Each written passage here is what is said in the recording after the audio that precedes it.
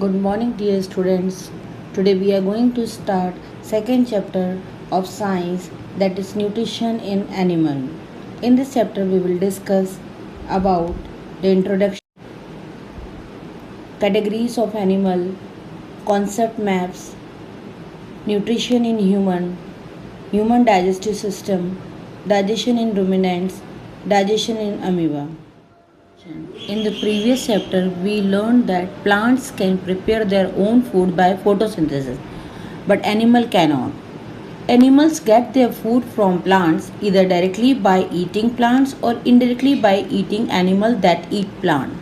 So animals exhibit heterotrophic mode of nutrition. Again from previous chapter, it is clear that all living organisms, both plants and animals, need certain nutrients to stay alive and grow, and these nutrients are obtained from food. Since this chapter is about nutrition in animals, so in this chapter we will learn about the process of intake and utilization of food in animals. Here is the concept map of nutrition in animal. It is given in short all the steps involved in nutrition and the parts of body that helps in digestion. All the animals can be divided into three groups on the basis of their food habit. These are herbivores, the animal which eat only plant. Examples: goat, cow, deer, etc.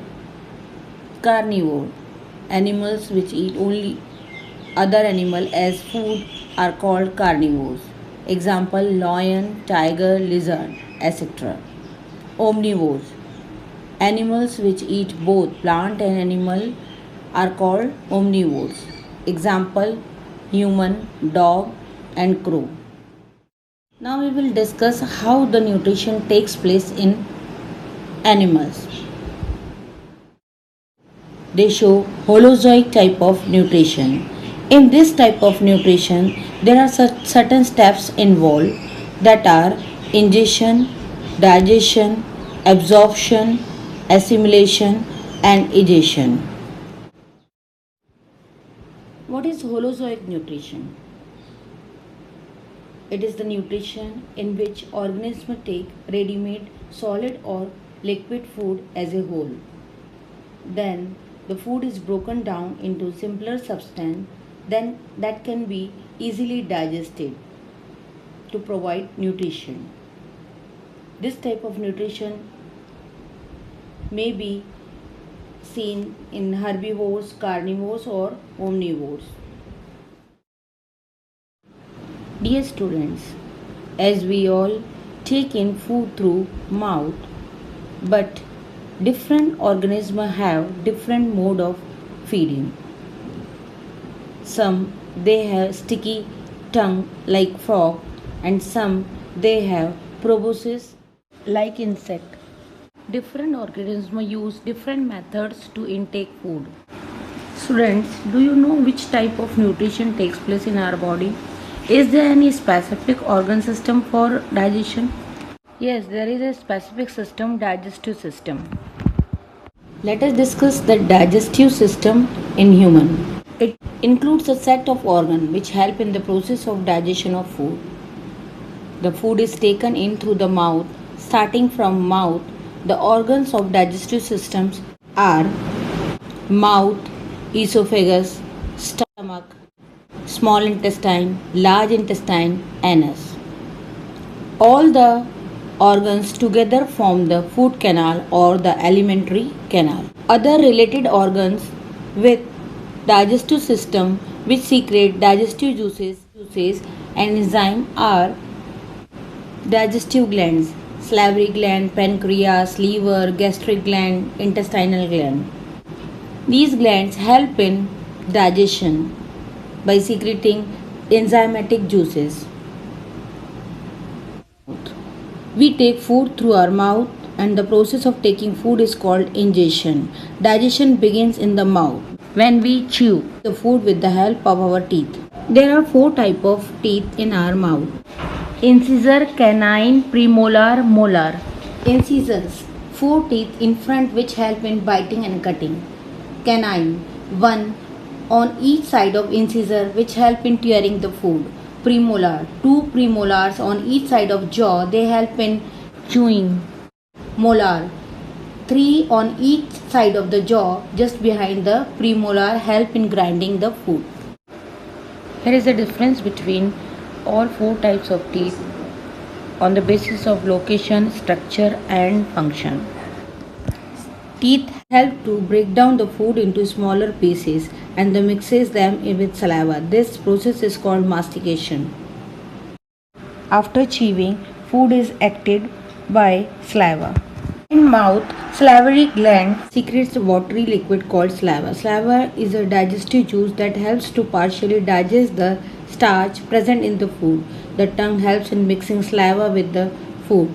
Tongue is a muscular organ that helps you eat the food. It mixes saliva with food during chewing and helps to make the food slimy and slippery so that it can be easily swallowed. And it also helps to taste the food. All the food's components are not digested by amylase alone. Therefore, digestion is not completed in the mouth. Food pushed down into the esophagus, next part of alimentary canal. It contracts and expands and pushes into the organ which is shaped like a J. It is stomach. As the food reaches here, the stomach expands in size. Here the food stays approximately for 3 hours. Before the digestion begins in the stomach, digestive juice secreted by stomach wall helps in digestion of food. One of the components of gastric juice is hydrochloric acid. This acid makes the environment acidic. And when we don't eat anything, this acid level increases and causes acidity in our stomach. Acidity is reason for sore burp.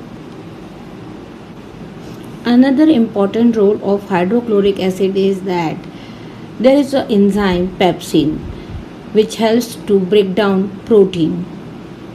It works only in the acidic medium, so there is a important role of hydrochloric acid to maintain the acidic environment in the stomach. Can you think any other function of hydrochloric acid in our stomach? It helps us to kill the bacteria present in food. Bacteria in food are killed by acid, but this acid do not harm stomach. Slimy mucus layer which protect the stomach from acid.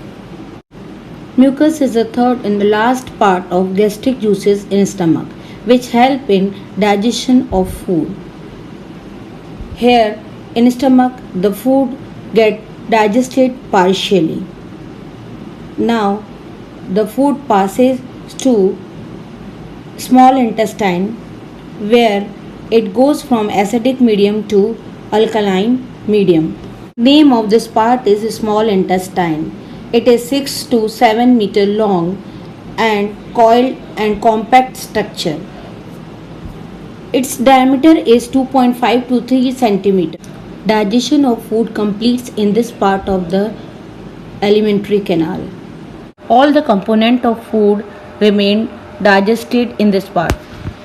Medium of this part is alkaline because of the bile produced by gallbladder. But originally the bile is produced by liver which store it into the gallbladder and then transfer into the small intestine. Bile helps in the digestion of fat. This alkaline medium helps the activity of enzyme secreted by pancreas, that is trypsin, which works in the alkaline medium. It helps in the digestion of fat. It decomposes the fat into the smaller molecules. Here the digestion completes in small intestine. Mostly all the food particles are converted into simpler form and they are here. The next step of digestion begins where the nutrient digested are absorbed. All the nutrients are being absorbed in small intestine. Small intestine have the structure in their wall which is known as villi. It is a hair-like structure which helps in the absorption of food. The food particles they get absorbed through the villi to the blood vessels. Villi is connected to blood vessels in intestine. By small intestine enters to bloodstream. Blood is a good transport medium. It transfers it to entire body through the blood cell. Nutrients absorbed in blood are assimilated by each cell of the body. This is called assimilation. Nutrients assimilated in cell are used for producing energy and for different metabolic activities. All the food is digested in a small intestine. Now you must be thinking what will happen in large intestine. It is the last part of alimentary canal. Are there any food that are difficult to digest? Yes. When the undigested food passes through large intestine, during this time the water get absorbed by the walls of large intestine and the undigested solid food passes out from the body through anus in the form of stool. Act of passing stool or feces is called egestion. These steps repeats all the time whenever we eat food. Intake, absorption, digestion, assimilation, egestion. Here we are going to end our today's session. In next session we will study the nutrition in other animals. Till then, take care, stay healthy, stay home. Have a nice day ahead.